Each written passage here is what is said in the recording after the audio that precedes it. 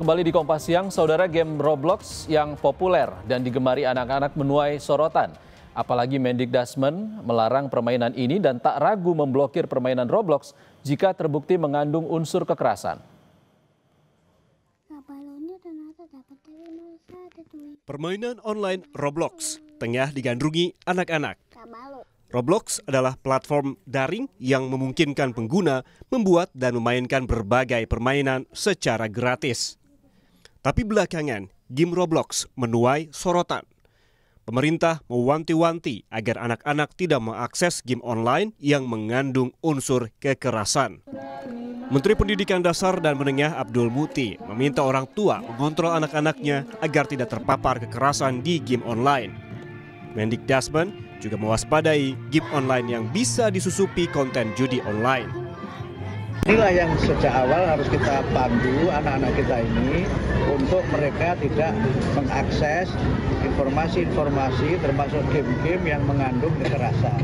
Apalagi, mohon maaf, sebagian dari game itu juga ada sudah mulai disusupi dengan judi online dan sebagainya, sehingga karena itu maka penggunaan gawai oleh anak-anak ini semaksimal mungkin dibatasi. Kontrol orang tua sangat penting agar mereka tidak menggunakan media ini secara berlebihan. Pemerintah tak ragu blokir game Roblox, apalagi jika permainan itu sampai memengaruhi perilaku anak-anak. Mensesnek Prasetyo Hadi bilang, bukan hanya Roblox, tapi juga permainan online lain yang mengandung kekerasan. Tidak hanya game Roblox, apapun itu. Berarti nanti apakah akan dilakukan pemblokiran terhadap game tersebut atau gimana gitu, Mas? Ya kalau memang kita merasa sudah melewati batas, ya apa yang ditampilkan di situ mempengaruhi perilaku dari adik-adik kita, ya tidak menutup kemungkinan kita mau melindungi generasi kita, nggak ragu-ragu juga kita. Kalau memang itu mengandung unsur-unsur kekerasan, ya kita tutup, nggak ada masalah. Di sisi lain, Menteri Komunikasi dan Digital Mutia Hafid mengatakan belum ada rencana pemerintah memblokir game Roblox. Namun Kementerian Komdigi akan mengevaluasi game ini. Menkomdigi masih menunggu laporan evaluasi dari Direktorat Jenderal Pengawasan Ruang Digital terkait game Roblox sebagai acuan. Mbak, kalau Roblox aja Mbak, dikit Mbak. Update-nya Mbak, akan diblokir nggak sama Komdigi Mbak? Belum ada rencana, belum ada rencana sampai nanti ada kita evaluasi, kan ada Jenderal Pengawasan Digital yang terus memantau. Belum ada penyampaian dari Dirjen tersebut, nanti kita lihat. Kalau untuk developer gamesnya akan dipanggil nggak sama Komdigi Mbak? Terima kasih ya Mas, terima kasih. Sejumlah ibu di Purwakarta setuju dengan langkah pemerintah melarang game Roblox. Mereka bilang permainan itu berdampak negatif bagi anak-anak. Kalau menurut saya sih bagus, saya mendukung, setuju. Karena sering lihat juga kan anak-anak kalaupun misalnya udah sering dilarang juga tetap aja misalnya suka dengar kata-kata kekerasan di situnya, terus ada juga kayak tembak-tembakan, terus sama bunuh-bunuhan gitu sih. Ya, Ibu mah setuju aja, itu biar nggak dimainin sama anak-anak, itu mengganggu tidurnya, mengganggu jam pelajarannya. Soalnya kan itu bisa online ya mainnya gamenya, jadi nanti takutnya ada pedofil atau apa yang ikut main di situ gitu. Bisa juga mengajarkan anak kita bahasa-bahasa yang tidak baik, itu kan bisa bercakap-cakap lewat online kan. Sedangkan kan kita nggak tahu ya itu orang dewasa atau anak-anak. Kalau saya sih setuju. Meski populer, Roblox menuai kontroversi di berbagai negara sebab diduga mengandung konten-konten berbahaya bagi anak-anak, mulai dari ujaran kebencian, kekerasan, hingga konten seksual. Tim Liputan, Kompas TV. Sementara itu, Wakil Menteri Pemberdayaan Perempuan dan Perlindungan Anak Veronica Tan mengatakan kebijakan yang dibuat pemerintah soal game online Roblox harus mengutamakan perlindungan terhadap anak. Regulasi yang dibuat harus berbasis pada digitalisasi yang ramah anak. Anak dilindungi dan keselamatan anak ini menjadi pagar utama ya. Tapi tentu apa yang terjadi itu kan berbasis kebijakan dibuat itu kita akan mendukung berbasis temuan. Dan masa sekarang ini kita memang nggak bisa melarang, istilahnya gini, kita tidak bisa menghindari anak dari digital. Jadi tapi bagaimana dari regulasi-regulasi yang dibuat untuk bisa mendukung supaya anak itu ramah di dalam ruang digital. Ya memang Roblox ini adalah satu platform, memang banyak sekali ratusan game di situ dan umurnya tidak tahu yang masuk itu. Nah batas-batasnya itulah yang harusnya menjadi sebuah regulasi, dan tentu yang paling penting adalah bagaimana kita menggerakkan orang tua itu harus mendampingi anak ketika mereka ada di dunia daring. Kita tidak bisa menghindarkan anak dengan digital, tapi kita memberikan ruang aman digital kepada anak. Tapi balik lagi, yang paling penting adalah keselamatan anak itu sendiri, dan kebijakan yang akan dilakukan dari mungkin Komdigi atau dari Dikdas atau apapun kita akan ikutin berbasis temuan yang ditemukan di lapangan. Untuk membahasnya lebih dalam sudah bergabung dengan Kompas TV, psikolog anak, remaja dan keluarga, Sani Budiantini Hermawan. Selamat siang, Mbak Sani. Selamat siang, Mas. Mbak Sani, sedang ramai soal game Roblox. Apakah Anda sendiri sudah mengidentifikasi apa saja sebenarnya tanda-tanda konten Roblox yang berpotensi bahaya, misalnya gameplay atau jenis game atau interaksi tertentu di dalamnya? Iya, sebenarnya kita tahu ya bahwa permainan games itu membuat anak bisa jadi ketergantungan. Itu yang pertama sekali. Anak menjadi ada attach kepada games, anak juga tidak bisa menyelesaikan gamenya itu secara pendek tapi terus berlanjut ya. Dan game ini salah satunya yang memang lagi viral, di mana semua orang bermain. Bahkan kalau ada anak yang nggak main seakan-akan tidak era kekinian begitu. Jadi games yang sekarang ini itu yang kita khawatirkan ketika berbau kekerasan dan ada konten juga mengandung seksualitas begitu. Tapi yang terutama adalah bagaimana anak akhirnya attach dan kalau sudah ketergantungan, anak tersendiri tidak mau berinteraksi dengan yang lain, dengan dunia luar, dengan belajar misalnya, akhirnya konsentrasi pun semakin menurun. Nah ini yang juga menjadi masalah karena anak sendiri sudah merasa nyaman di dunia gamesnya dan berinteraksi di dunia gamesnya, padahal di situ banyak sekali mengandung unsur yang beresiko atau berbahaya. Termasuk interaksi antara kelompok umur anak-anak dan juga orang dewasa yang banyak memainkan Roblox ini, Mbak Sani. Iya, betul sekali. Karena tidak ada yang namanya usia, batasan usia, dan mereka bisa saja memakai mungkin usia palsu dan sebagainya. Dan yang paling penting adalah ini bisa kopi darat. Mereka bisa bertemu secara offline, mereka bisa bertemu di platform chatting lainnya. Dan ini yang kalau orang tua tidak tahu, tidak bisa memantau, justru ini berbahaya karena kita tidak tahu kepada siapa anak kita bertemu, kepada siapa anak kita berinteraksi. Dan di sini ada juga kecenderungan bisa juga ada potensi kriminal di sini begitu. Dan Anda melihatnya apa tanda-tanda yang mungkin sudah bagi orang tua untuk melihat anak-anak ini sudah terdampak negatif dari konten game ini?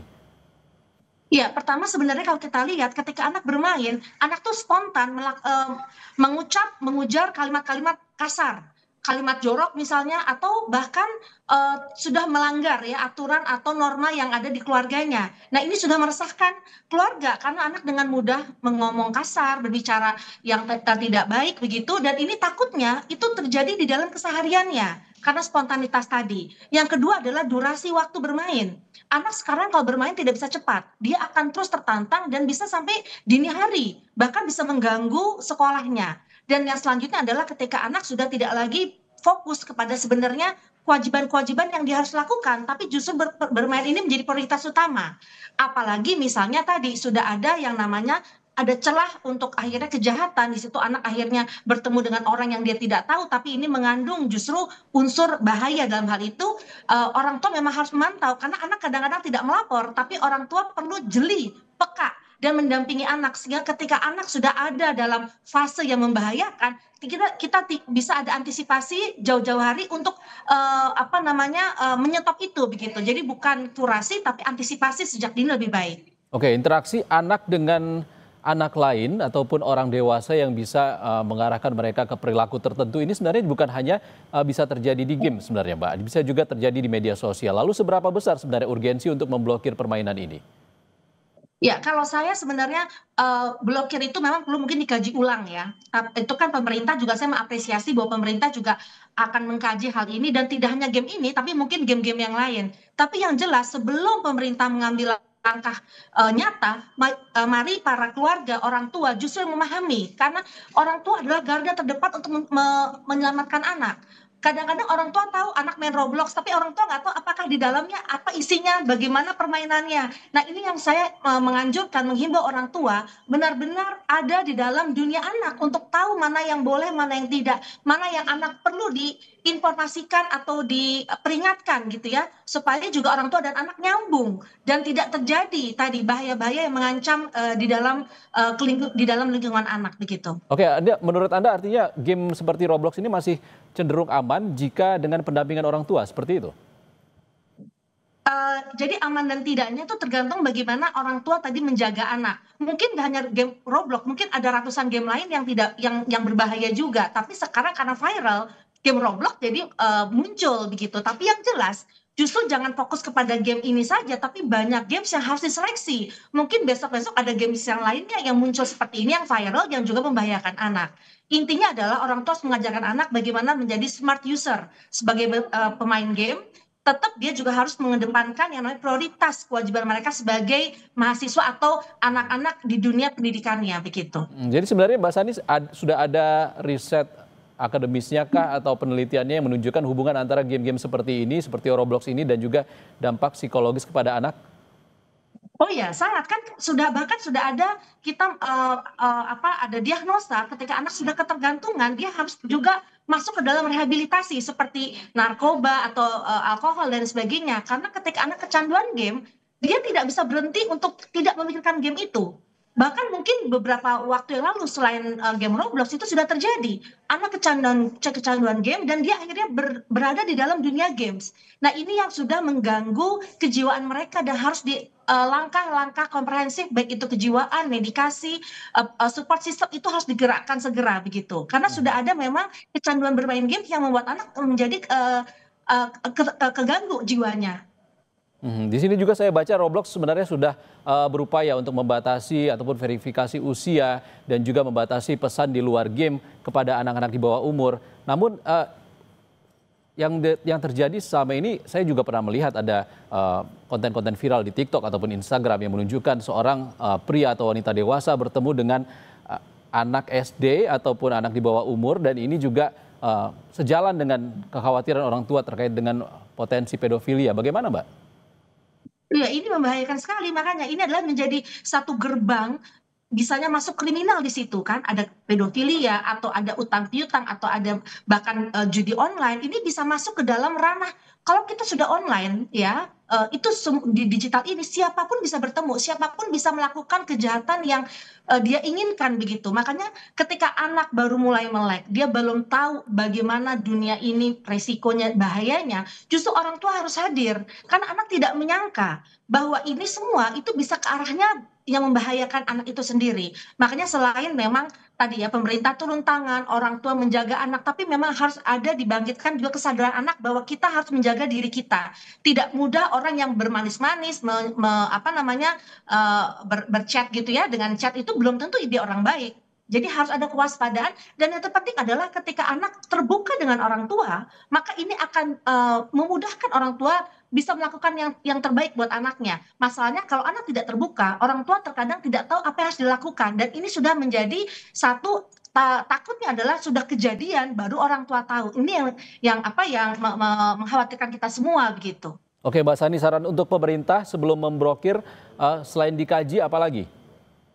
Kalau saya adalah pemerintah, mari juga mensosialisasikan bagaimana orang tua seharusnya perilaku-perilaku apa yang harus dilakukan orang tua. Apalagi ya kita tahu di desa-desa mungkin tidak terjamah orang tua dengan edukasi yang benar. Jadi pemerintah pun harus juga mensosialisasikan bagaimana orang tua juga bisa memantau hal ini begitu. Selain dari sistem era digital ini juga memang harus saya setuju dengan sejalan dengan ramah anak. Jadi pemantauan dari semua game online itu perlu dilakukan supaya kita bekerja sama baik pemerintah, sekolah maupun orang tua di rumah. Baik, terima kasih Sani Budiantini Hermawan, psikolog anak remaja dan keluarga sudah berbagi pandangan bersama kami di Kompas Siang. Terima kasih Mbak Sani.